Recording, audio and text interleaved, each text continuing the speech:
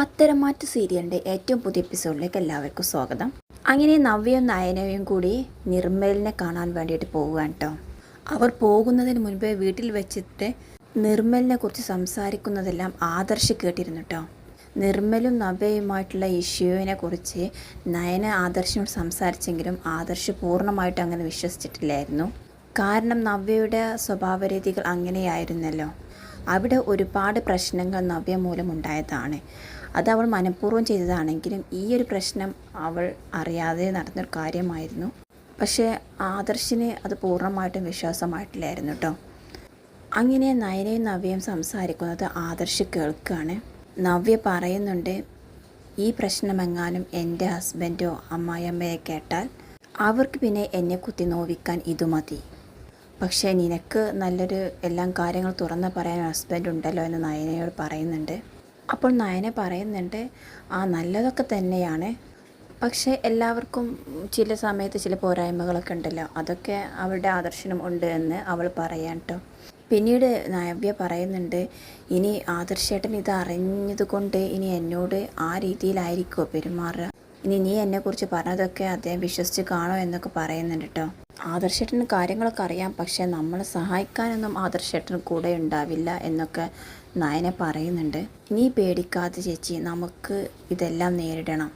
ഇനി നിർമ്മലിനെ പോലുള്ള ഒരാളെ മറ്റു പെൺകുട്ടികളെ ഇതുപോലെ ഭീഷണിപ്പെടുത്താൻ പാടില്ല. നമുക്ക് ഇന്നത്തോടെ തന്നെ അവൻ്റെ ഈ ഒരു കളി അവസാനിപ്പിക്കണം എന്നൊക്കെ പറഞ്ഞിട്ടാണ് അവർ പോവാൻ ഒരുങ്ങുന്നത്. ആ വീട്ടിൽ ആദർശമില്ലാതെ മറ്റാരും ഈ ഒരു വിവരം അറിയില്ല കേട്ടോ. പക്ഷേ അഭിയാണ് നിർമ്മലിനെ ഈ കൊട്ടേഷൻ ഏൽപ്പിച്ചതെന്ന് നവ്യ അറിയുന്നില്ല. അഭിയുടെ ജീവിതത്തിൽ നിന്നും നവ്യയെ ഒഴിവാക്കാൻ ആയിരുന്നു അഭിയുടെ ഈ കൊട്ടേഷന് പിന്നിലുള്ള ലക്ഷ്യം. പക്ഷെ നിർമ്മലാകട്ടെ മനസ്സിൽ ഒരുപാട് കാലം കൊണ്ട് നടന്ന ആ പെൺകുട്ടിയെ കുറച്ചു കാലം ഒന്ന് കൊണ്ട് നടന്ന് ഉപയോഗിക്കാൻ വേണ്ടിയിട്ട് മാത്രമാണ് കേട്ടോ നിർമ്മലിൻ്റെ ലക്ഷ്യം. അല്ലാതെ അതിന് പിന്നിൽ അദ്ദേഹത്തിന് മറ്റൊരു ലക്ഷ്യമൊന്നും ഉണ്ടായിരുന്നില്ല. ഈ ഒരു സിറ്റുവേഷനാണ് അഭി ശരിക്കും മുതലെടുക്കാൻ പോയിരുന്നത്. അങ്ങനെ നയനയും നവ്യയും നിർമ്മൽ എത്താൻ പറഞ്ഞ സ്ഥലത്തേക്ക് പുറപ്പെടുകയാണ്. നിർമ്മൽ ലൊക്കേഷൻ പറഞ്ഞിരിക്കുന്നത് ഒരു ജിമ്മിൻ്റെ അടുത്ത് എത്താൻ വേണ്ടിയിട്ടായിരുന്നു കേട്ടോ. അങ്ങനെ അവർ പോകാൻ ഒരുങ്ങുന്നത് ആദർശ് പിന്നിൽ നിന്നും കാണുകയാണ്. അങ്ങനെ അവൻ അവരെ പിന്തുടരാൻ തീരുമാനിച്ചെങ്കിലും ഈ വേഷത്തിൽ പോയാൽ നയന അവനെ പിടിക്കുമെന്ന് ആദർശിനറിയാം.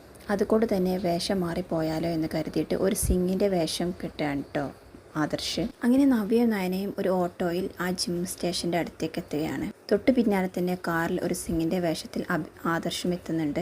അവർ കുറച്ച് സമയം അവിടെ വെയിറ്റ് ചെയ്തെങ്കിലും നിർമ്മലിനെ അവിടെ കാണാൻ സാധിച്ചില്ല കേട്ടോ. അങ്ങനെ അടുത്തുള്ള റെസ്റ്റോറൻറ്റിൽ കയറി നമുക്കൊരു ജ്യൂസ് കുടിക്കാം, എന്നിട്ട് അവിടെ ഇയാൾ ആരെങ്കിലും അറിയുമോ എന്ന് നമുക്ക് അന്വേഷിക്കാമെന്ന് നയന പറയാണ്.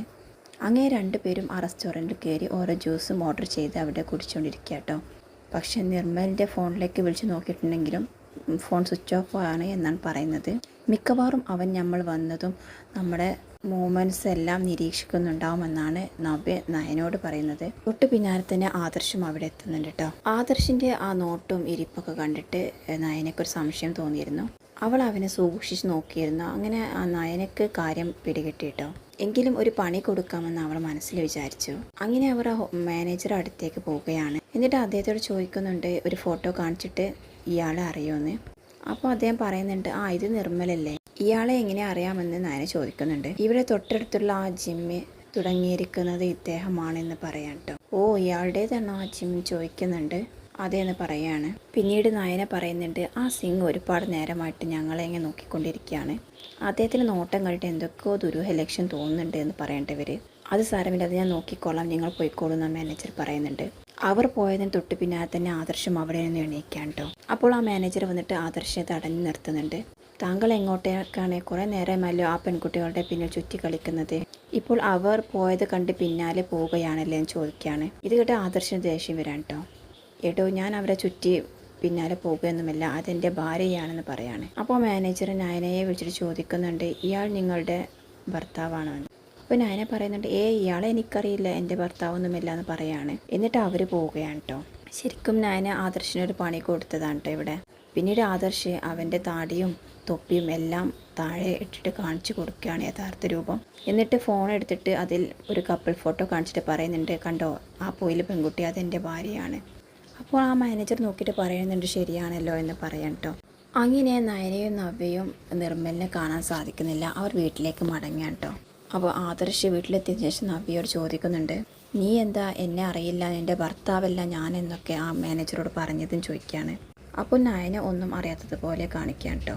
അപ്പോൾ ആദർശ് എല്ലാ കാര്യങ്ങളും പറയുന്നുണ്ട്. ആദർശിന് മനസ്സിലായിട്ടുണ്ട് കേട്ടോ നയനക്ക് അവനെ മനസ്സിലായ കാര്യം. പിന്നീട് നിർമ്മൽ വീണ്ടും നവ്യയുടെ ഫോണിലേക്ക് വിളിക്കുകയാണ്. ഇന്ന് രാത്രി അവൻ വീടിൻ്റെ ഗേറ്റിന് മുന്നിൽ വരും, അപ്പോൾ അവിടെ ഇറങ്ങി നിൽക്കണമെന്നായിരുന്നു കേട്ടോ നിർമ്മലിൻ്റെ കൽപ്പന. അങ്ങനെ രണ്ടുപേരും അവിടെ ഇറങ്ങി നിൽക്കാൻ തീരുമാനിക്കുകയാണ്, നയനയും നവ്യയും കൂടി. ഇതും പിന്നീട് ആദർശ് ഫോളോ ചെയ്ത് വാച്ച് ചെയ്യുന്നുണ്ട് കേട്ടോ. അങ്ങനെ രാത്രി ആരും കാണാതെ അവർ പുറത്തിറങ്ങിയാണ്. നയന നവ്യയോട് ഗേറ്റിന് പിന്നിൽ ഒളിച്ചു നിൽക്കാൻ പറയാണ്. എന്നിട്ട് നയന സാരിയുടെ ലാസ്റ്റ് ഭാഗം പിടിച്ചിട്ട് മുഖം മറയ്ക്കാൻ കേട്ടോ. അപ്പോൾ തന്നെ നിർമ്മൽ അവിടെ എത്തുകയും നയനയെ അടിമുടിയൊന്ന് നോക്കുന്നുണ്ട് കേട്ടോ. അവൻ്റെ ലക്ഷ്യം സാക്ഷാത്കരിക്കാൻ പോകുന്നു, അല്ലെങ്കിൽ അവൻ വിചാരിച്ചത് മനസ്സിൽ നടക്കാൻ പോകുന്നു എന്നൊക്കെയുള്ള ഒരു സൂചനയാൽ നയനയെ ഇങ്ങനെ അടിമുടി നോക്കുകയാണ്. ശേഷം അവളോട് ബൈക്കിൽ കയറാൻ പറയാൻ കേട്ടോ. പക്ഷേ നയന ബൈക്കിൽ കയറുന്നില്ല, പകരം അവൻ്റെ ഷർട്ടിന് പിടിക്കുകയാണ്. അങ്ങനെ അങ്ങോട്ടും ഇങ്ങോട്ടും പരസ്പരം ഒരു വഴക്കാവുകയാണ്. അതിനിടയിൽ നയന താഴെ വീഴുകയാണ്. അങ്ങനെ അവളുടെ കയ്യിൽ ചെറുതായിട്ട് മുറിവൊക്കെ ഏൽക്കുകയാണ് കേട്ടോ. പിന്നീട് നയന ആദർശിനോട് പറയുന്നുണ്ട്, ആ നിർമ്മലിന് സാധാരണ എല്ലാവരും കൊട്ടേഷൻ ആവശ്യപ്പെടുന്നത് പോലെ പണമോ മറ്റോ ആയിരിക്കും, പക്ഷെ അവൻ്റെ ലക്ഷ്യം അതല്ല, അവന് പിന്നിൽ മറ്റാരോ ഉണ്ട്. ഇതെല്ലാം ഒളിഞ്ഞിരുന്ന് അഭി കേൾക്കാൻ കേട്ടോ. അപ്പോൾ അഭിക്ക് മനസ്സിലായി ഇത് നവ്യയുടെ എല്ലാ കാര്യങ്ങളും നയന അറിയുന്നുണ്ട്, നയന വഴി അത് ആദർശം അറിയുന്നുണ്ടെന്ന് മനസ്സിലായി. അപ്പോൾ അവനെ താൻ പിടിക്കപ്പെടുമോ എന്നുള്ളൊരു ഭയം മനസ്സിൽ തോന്നി തുടങ്ങിയിട്ടുണ്ട് കേട്ടോ. അങ്ങനെ അവൻ തന്ത്രത്തിൽ ഇനി നയനയെ ആ വീട്ടിൽ നിന്ന് ആദ്യം ഇറക്കാനുള്ള വഴികൾ ആലോചിച്ച് തുടങ്ങുകയാണ്.